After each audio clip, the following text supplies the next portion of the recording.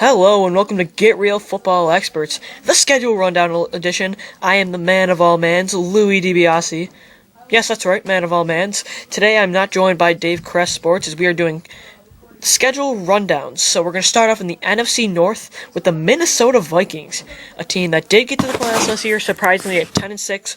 Quarterback Christian Ponder on their team, one of the best running backs in the league, if not the best, which I think he is. Adrian Peterson breaking over 2,000 yards last year, looking to have a bounce, looking to have another great year, get back to the playoffs. So we're going to start it off with Week 1, but before we get to Week 1, I'd like to talk about the draft.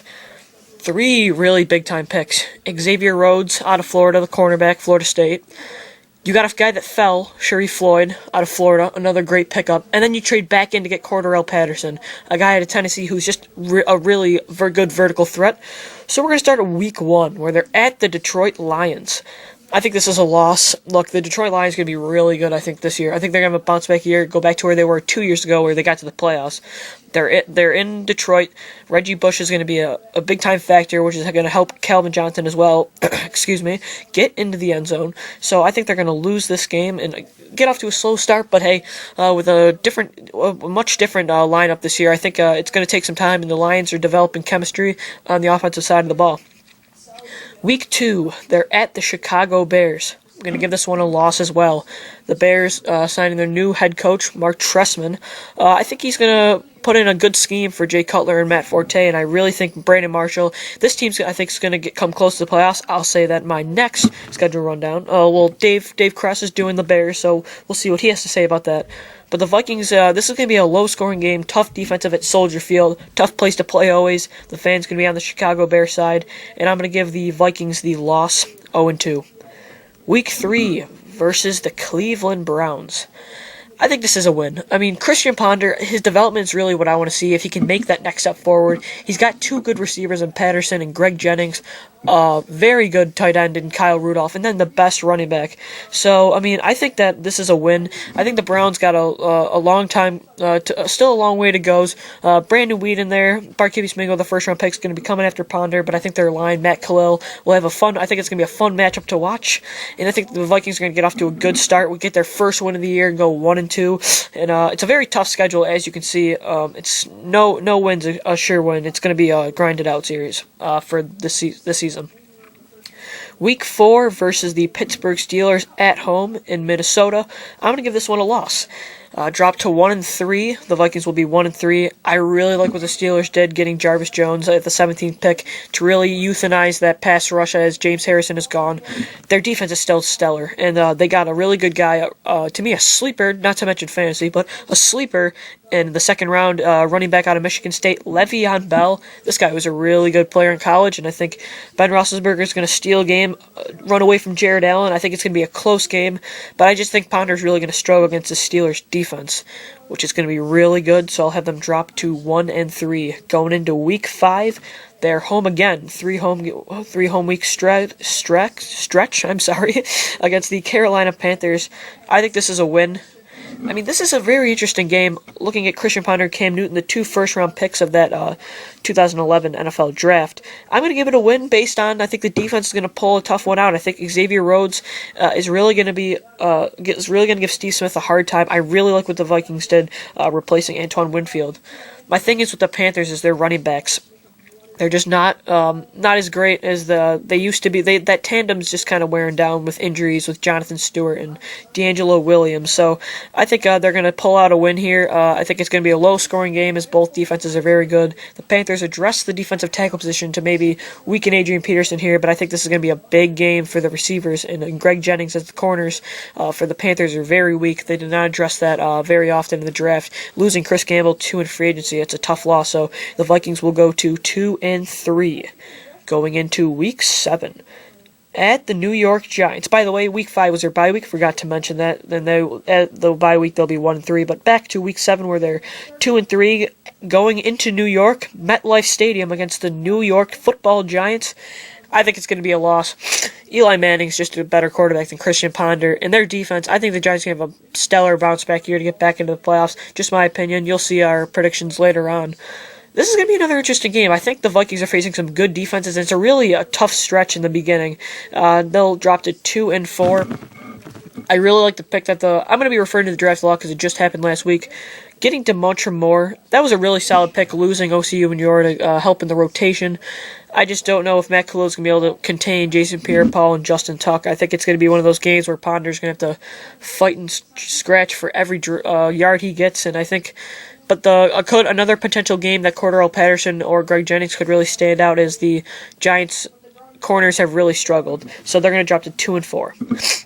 Week 8, they stay at home to the Green Bay Packers. I think they're going to eke out a tough win, just like last year where they got the win in Week 17 to make the playoffs at home against the Packers, only to lose the playoff game away in Green Bay, Lambeau Field, with Joe Webb starting, who, by the way, I think he's moving to receiver. That's just my opinion. I think that's what Frazier said as well. So I think it's going to be a win. I think it's going to be one of those games where Adrian Peterson takes over. The Packers really didn't address their defensive tackle needs. They did get Dayton Jones, though, a outside linebacker that can really help the team. But I think it's going to be a close win. But the Vikings have to get some tough wins against good teams. And I'll give them this one at 3-4 going into Week 9, where they are at the Dallas Cowboys. Another tough win. I think you can kind of get the rhythm here, and I know most Vikings fans have looked at the schedule. This is a tough schedule, and at the Dallas Cowboys, it's a very close game. I think they're going to win it and even up at 500 and go 4-4.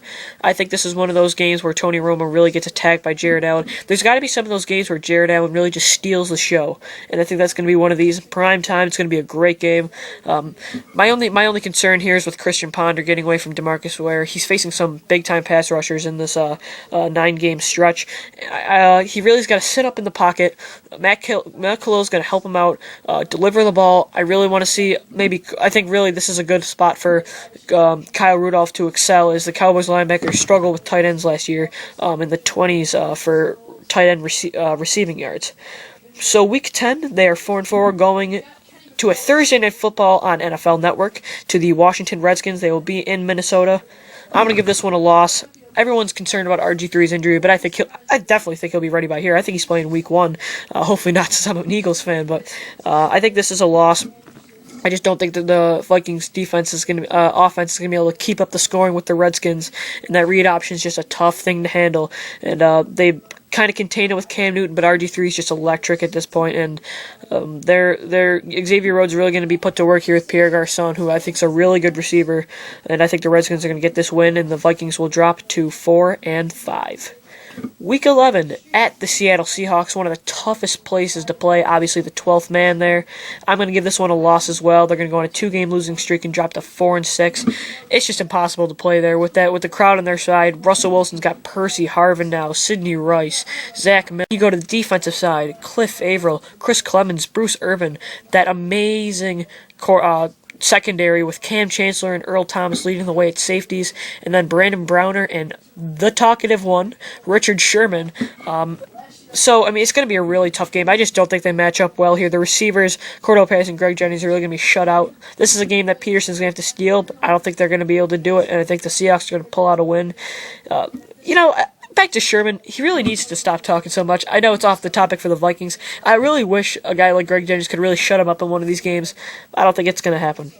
So Week 12, they go to Lambeau Field, where their season was ended last year in the wild card of the playoffs. I think they're going to lose this game. I don't think they're going to sweep the Packers. The Packers are too good of a team.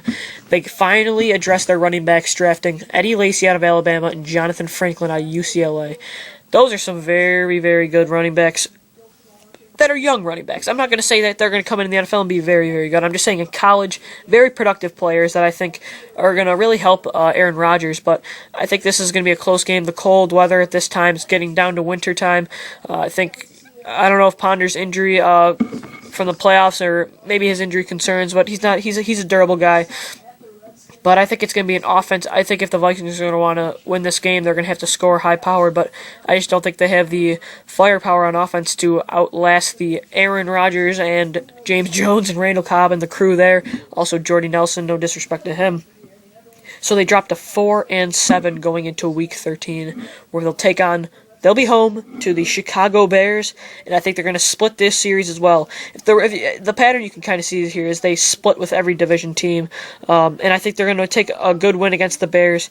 I think this is going to be a running game, another low-scoring game. The Vikings offense is really going to be still relying on Adrian Peterson. The Greg Jennings and Cordell Patterson still don't change my mind based on their quarterback. If they can't get an electric quarterback, and don't get me wrong, I was a fan of Christian Ponder coming out of Florida State, but look at a guy like the Buffalo Bills got, E.J. Manuel. He produced just under the Florida State scheme as much as Ponder did. So it's just I'm not buying in on Ponder yet, even though he was kind of the game manager, kind of like an Alex Smith or back in time Trent Dilfer of the Vikings last year, and it's just not enough. And but I think they do steal a win here. I think the defense is really going to give Jay Cutler trouble, and they're playing outside in Minnesota this year as the dome. They're building a new dome, so they're going to be playing at the University of Minnesota. Hey, the weather, but Chicago's used to it. But I think you go matchup wise, Matt Forte versus Peterson. I'll take Peterson any day, and that's about fantasy too. Obviously, I think he's the first overall pick.